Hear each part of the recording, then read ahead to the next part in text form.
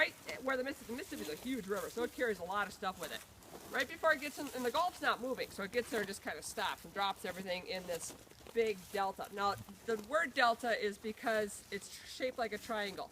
The Greek letter delta is shaped as a triangle, if you're going to write the Greek alphabet. So that's where that name comes from. Now, does that sound like it's probably a good spot to build a city? I don't think so, but that's what New Orleans is built on. They're built on the delta, the Mississippi Delta. Now, they ran into a huge problem. They did okay for a long time, but they ran into a huge problem about 10 years ago when Hurricane Katrina smacked straight into them. Hurricane rushes in there from the Gulf side. What did the hurricane do to that big sand delta? He erodes it out.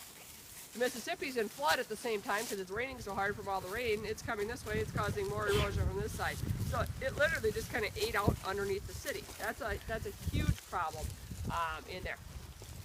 But a long time ago, economically, it made sense to build there because you've got all this stuff being shipped down the Mississippi, and at the port, at the end, before it goes out into the ocean, you need to be put into big tanker ships in it. So, I mean, there's a reason they built it there. It just doesn't really make a lot of sense geologically when you look at that big sand delta that they built New Orleans on.